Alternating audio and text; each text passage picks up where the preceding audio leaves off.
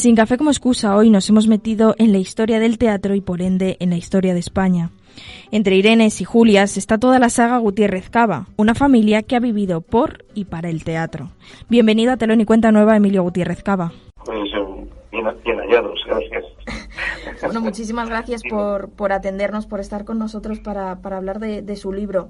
Habla usted de las sedes de los teatros como realmente como si fuesen templos, aunque también son un refugio, un lugar mágico, ¿no? Bueno, en realidad en algún momento determinado los teatros no es que fueran templos, pero eran lugares casi de culto, ¿no? Por lo menos en la antigua Grecia, ¿no? En las representaciones que había. Bueno, sí, hablo a veces, pero es un poco en sentido figurativo. Hablo de templos teatrales. Sobre todo en el tiempo de dado en el libro, lo que hago realmente es hablar de las mujeres, de la familia, de las auténticas defensoras de la economía familiar y de todo lo que ha significado en la vida de esa familia, ¿no? Uh-huh. Eso es lo que hago básicamente en ese libro. Que decía que en su libro, El tiempo heredado, hay una frase que me parece muy reveladora y que llama mucho la atención, que dice que no percibe que el público entienda en profundidad qué es esto del teatro. Bueno, no, es decir, al teatro le pasa un poco como a la magia, ¿no? El público sabe que se hace, pero no entiende las dificultades o los procesos que anteceden a esa ceremonia, ¿no?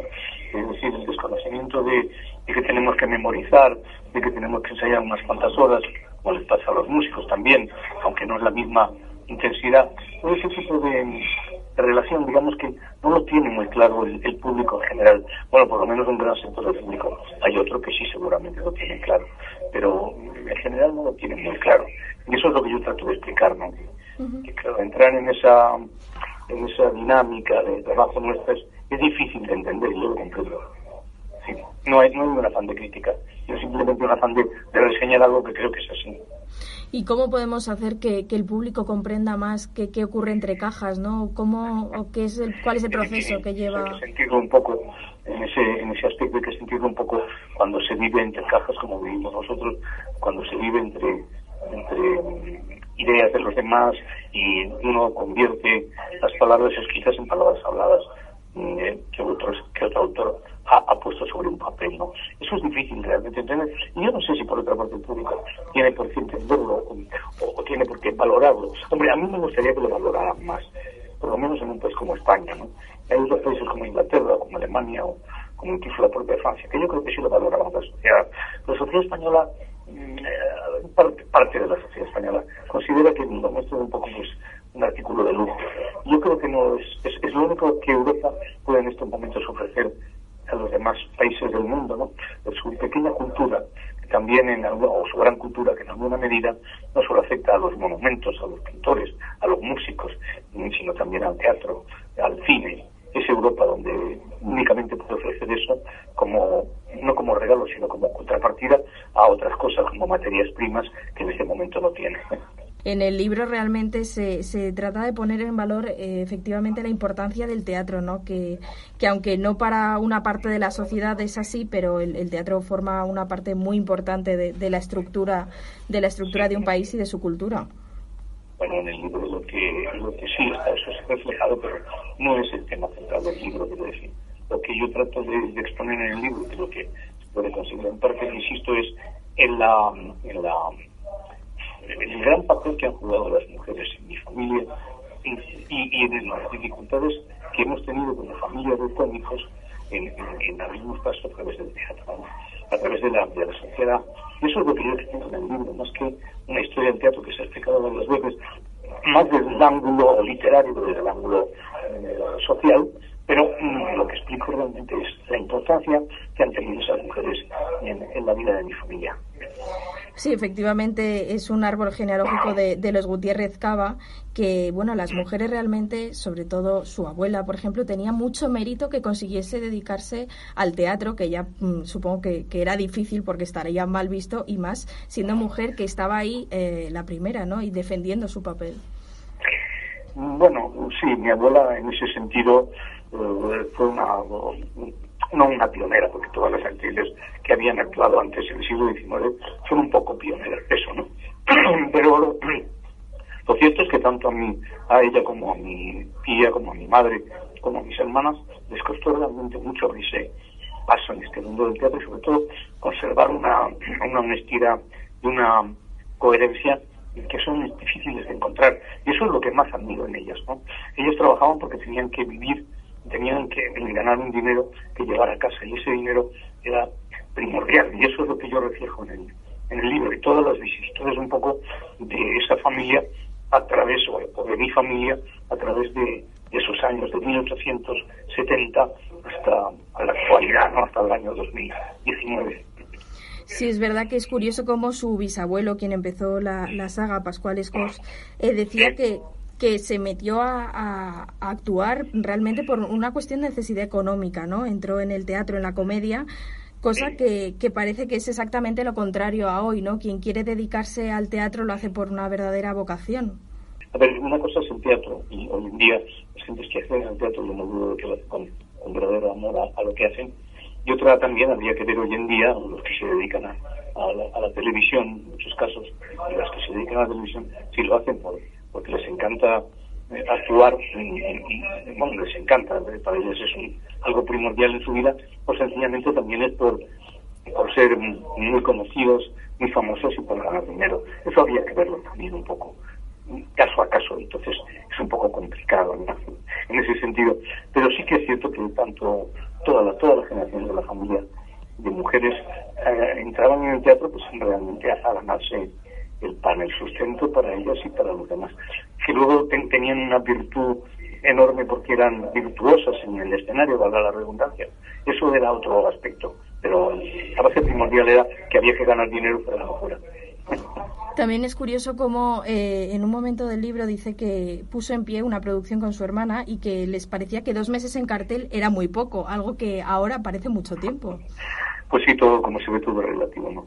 En la época de mi abuela las programaciones eran de una manera, en la época de mi madre y mi tía las programaciones teatrales eran de otra, en la época de mis hermanos también, y hoy en día estamos en un momento pues en el que se ve teatro, pero habría que ver la calidad del teatro que se ve, quiénes interpretan el teatro, por qué se hace, y sobre todo yo lo que sí detecto en esta época, más que en ninguna anterior, tanto en la monarquía o en la Segunda República, como incluso en el franquismo, es una intervención del Estado en el tejido teatral, la administración del teatro, en la concepción del teatro, como no había habido nunca en la historia de España. Eso ha beneficiado al teatro en las dotaciones técnicas de los locales y en unas estructuraciones, y sin embargo nos está haciendo dumping en cuanto a que las compañías estatales tienen un poder económico y un poder mediático que las compañías privadas no tienen, y eso es una competencia desde mi punto de vista bastante desleal.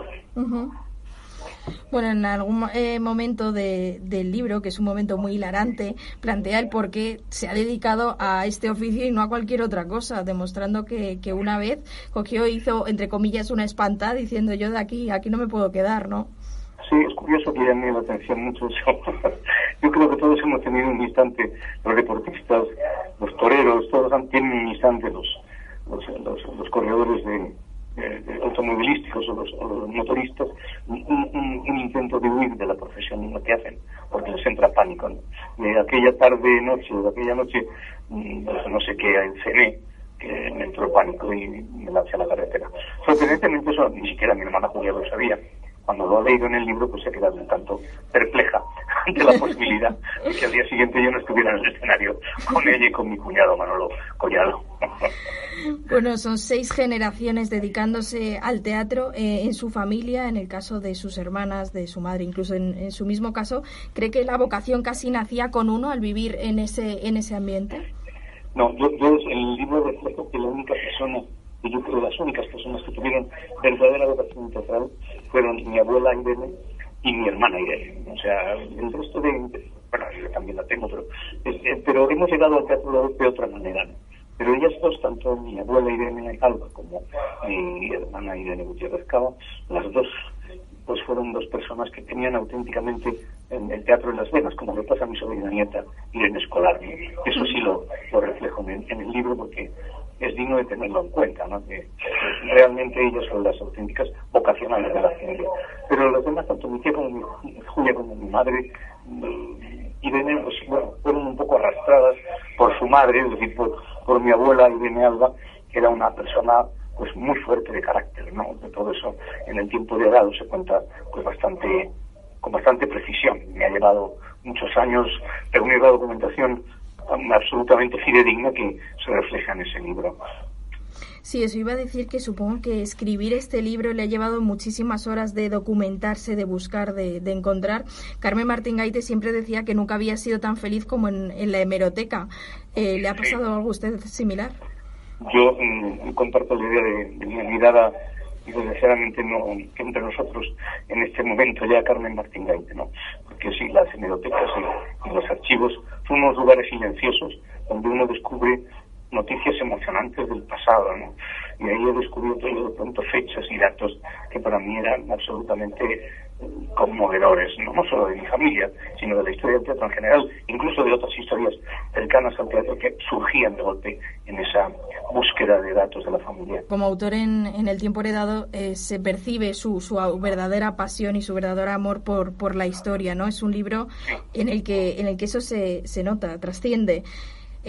Realmente es usted una apasionada de la historia y también de la historia de su familia. Es importante saber de dónde viene uno, ¿no? Y que uno creo que es fundamental que uno de los gravísimos problemas que tiene la sociedad española ahora es la negación de dónde viene.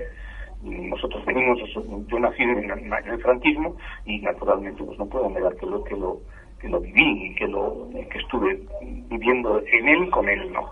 Y esa negación del pasado es muy peligrosa porque te estás negando a ti mismo. Estás negando las raíces de tu familia, de tu nacimiento, incluso de tu propia educación.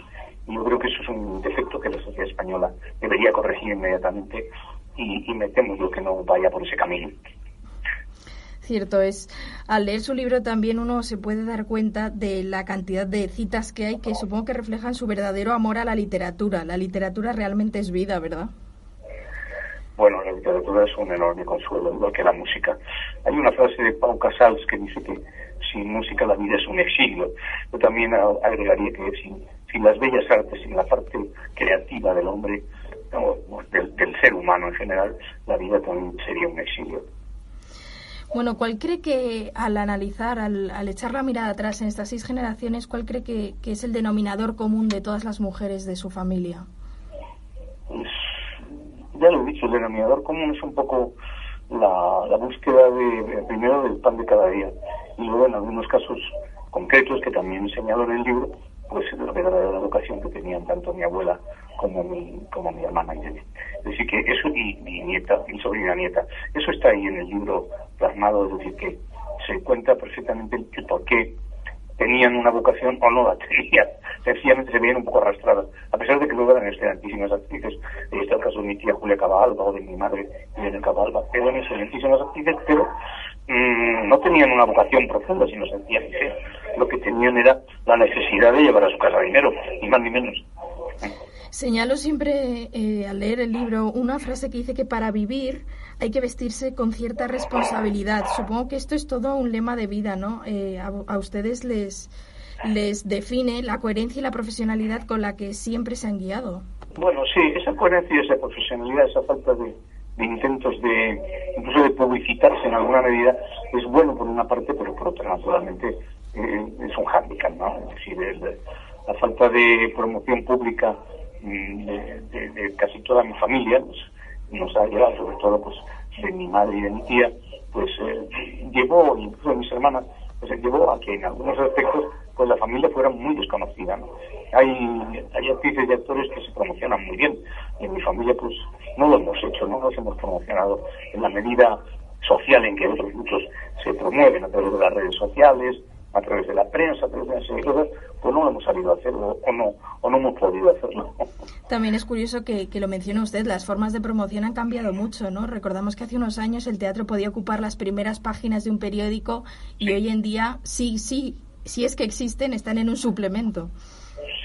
Sí, eso es muy triste y muy preocupante también, pero no solo en el caso del teatro, sino de las bellas artes en general. Es decir, la pintura, la música, la escultura no ocupan más que un lugar muy secundario y hundido, digamos, en las páginas centrales o en recuadros mínimos de cualquier ejemplar de prensa, ¿no? Y eso realmente dice muy poco a favor de la sociedad en la que estamos viviendo, de quienes mantienen ese caldo de cultivo. Incluso, bueno, en televisión no hay un espacio técnico de teatro real, en ninguna cadena privada, por ejemplo, ¿no? Tienes que ir a los formatos magazine a contar junto a un señor que ha inventado una pastilla de jabón distinta, también contar cómo es un texto de Bertolt Brecht. A mí eso me parece vejatorio para Bertolt Brecht, no para el señor que ha fabricado la pastilla de jabón. Este libro retrata realmente una vista atrás, ¿no?, de sus memorias, de la vida y obra de toda su familia. ¿Cuál cree que serían las obras que más señalaría en la historia teatral de su familia? Las obras, hombre, pues es difícil así enumerar ahora. Pues está La verbena de la paloma, está La venganza de Don Mendo, pues está Petra regalada. Digo, saltándome de generación en generación, está Adiós señorita Ruth. Hay muchas obras que señalan, digamos, el devenir de la carrera de cada una de esas actrices, porque cada una tiene unas características diferentes y no hay unas obras determinadas. Bueno, mi tía Leocadia Alba, pues sí, tenía obras como, no sé, hoy olvidadas, como Doña Hormiga o como Cura de las Mujeres, o Lo que hablan las mujeres, que naturalmente en su momento pues marcaron una época del teatro, ¿no? Y eso, pues sí, efectivamente mi tía abuela lo tuvo. Bueno, también junto con la historia del teatro relata también cómo ha cambiado el público, ¿no? Cómo las costumbres y vicios del público han ido variando, desde los envoltorios de los caramelos hasta las pantallas que ya forman casi parte de la platea. Y bueno, ahora lo han sustituido por una muy mala costumbre, llevar botellines de agua al patio de butacas. Incluso en algunos lugares ya empiezan a comer palomitas, ¿no? A mí eso me parece no solamente una falta tremenda de respeto a lo que van a ver y a ellos mismos, sino incluso una costumbre americana que en los teatros norteamericanos no se hace solo en los cines.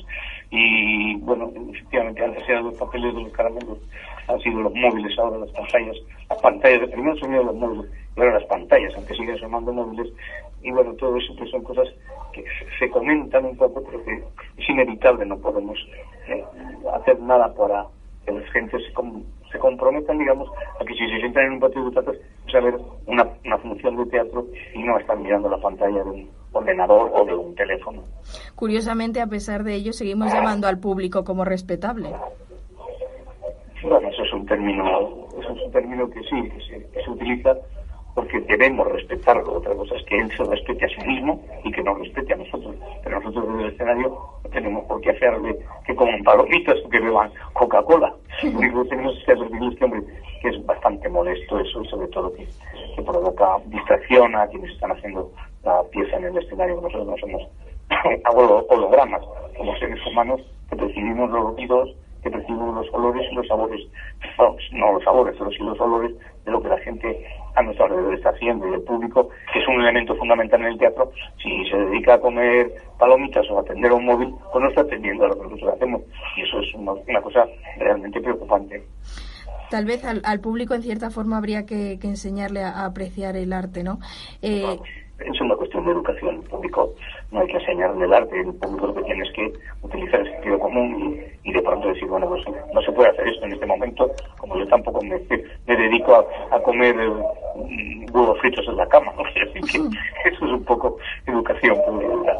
¿Usted cree que a la hora de poner una obra de teatro en pie, si al público se le ofrece calidad, quiere decir, el público siempre la acepta? ¿O hay ciertos temas o ciertas obras que siempre o cada vez más van a estar limitadas a un teatro público o a un respaldo, digamos? Probablemente si el coste de producción es altísimo, pues eso no puede asumirlo una producción privada, tendrá que asumirlo el erario público, no el erario público en realidad. Hay que tener en cuenta que aquí hay una historia falsa sobre el mecenazgo del Estado hacia el teatro. Al contrario, es el teatro el que ha dotado al Estado de mucho más dinero de que el Estado ha dotado al teatro, ¿no? O por lo menos al teatro en general, no al teatro en particular. Aquí no hay que olvidar que hay una ley que durante años rigió en este país, durante 70 años, 80, de la protección de menores, que corría a cargo de los impuestos teatrales. Había un impuesto de 0,5% a menores. En realidad no era el 0,5%, fue un error de prescripción en el día que se aprobó ese decreto en las Cortes, hace ya pues, ciento y pico de años, y realmente no era el 5%, sino el 0,5%, es decir, el medio por ciento, no el 5%. Ese 4,5% que el Estado se ha embolsado durante años y años y años a lo largo de una república, monarquía, dictadura, incluso parte de democracia, pues nunca ha sido devuelto al teatro, ni por supuesto, ni con creces ni sin creces. Es decir, es una deuda que se tiene con el teatro en general y con la cultura en particular. Uh-huh. Bueno, al echar la vista atrás y al haber analizado y estudiado todos estos años de historia de España y de teatro, ¿qué es lo que ha aprendido? ¿Qué es lo que le ha sorprendido? ¿Qué es lo que ha aprendido? ¿O qué es lo que más le ha sorprendido, que no esperaba encontrar? He aprendido que eso es difícil de entender, esto de vivir. Y eso lo he aprendido de una manera profunda. Y luego también he aprendido que todos los montajes, cualquier montaje, el primero, el segundo, el tercero, son distintos uno a otro, y por lo tanto las circunstancias en las que se producen las cosas que también son totalmente distintas. Utiliza usted un verso maravilloso de Vicente Alexandre para definir, ¿no?, lo que es una función diaria, que es un relámpago entre dos oscuridades. Sí, eso es un poema magnífico. Yo lo utilizo es la vida, él dice que la vida es un relámpago entre dos oscuridades. Estoy totalmente de acuerdo. Esa tenebrosidad de donde venimos y esa tenebrosidad a donde vamos, ¿no? Y eso, pues Vicente Alexandre, para mí es un grandísimo poeta, como tantos hay en este país, pues refleja muy bien esa frase. Bueno, antes de despedirle, me gustaría preguntarle a todos nuestros invitados, les ofrecemos que nos digan con qué persona o personaje, puede ser real o hipotético, se tomarían un café sin dudarlo. Se tomarían un café sin dudarlo. Con cualquier gran pensador, con cualquier gran filósofo. Me es igual porque todos ellos tenían algo que enseñarme y me lo tomaría pues gustosísimo con ellos. Con cualquier filósofo griego que no conocían el café, o con cualquier filósofo moderno que sí lo conocen, pero que me enseñaran. Yo siempre soy una persona curiosa, que necesita que los demás me enseñen. Cuando han desaparecido gentes que para mí fueron maestros, como Fernando Tomás Gómez, como Alberto Rosas, como Rodero, como Bódalo, pues se sienten un poco huérfanos. Yo ahora necesitaría gentes con las que tomarme un café y me enseñaran más cosas. Y para usted, después de la vida, que para usted la vida es teatro, desde luego, y la de su familia también, ¿cuál cree que es su sinónimo de teatro? Sinónimo del teatro. Bueno, en realidad no tiene sinónimo el teatro, es el teatro. Todas las definiciones que se hacen sobre el teatro, que suelen ser peyorativas por parte de la sociedad española al menos, como que está haciendo teatro cuando un futbolista se cae o le está echando mucho teatro, eso es naturalmente el lenguaje de los ignorantes cuando están locutando una retransmisión deportiva. Pues bueno, ese sentido del teatro es el sentido del respeto a lo que el teatro significa. Hay un libro muy interesante que se llama La máscara de Apolo, en el que creo que es de Margarit Yourcenar, en el que se explica realmente qué es el teatro, lo que significa en Grecia, eso que se ha perdido, ¿no? La importancia realmente según qué actrices y actores, sobre todo actores en aquel momento, en la sociedad griega tenían un papel muy relevante, muy importante, eran casi embajadores. Así es. Bueno, Emilio Gutiérrez Cava, muchísimas gracias por habernos atendido y por haber descrito cómo es este oficio, cómo ha sido de importante las mujeres en su familia. De la familia. Porque yo insisto que ese libro no es un libro en el que se hable de teatro, se habla de las vicisitudes de una familia en el teatro. Es un relato biográfico de una familia. Yo siempre he tenido la suerte, yo creo que es la suerte de haberlo podido escribir. Hombre, desde luego que sí, y nosotros de poderlo leer, ahí queda El tiempo heredado, en el que se describe cómo efectivamente cada estreno sigue siendo único, que eso es un lujo. Efectivamente. Muchísimas gracias. Nada, un grandísimo abrazo para vosotros. Hasta luego.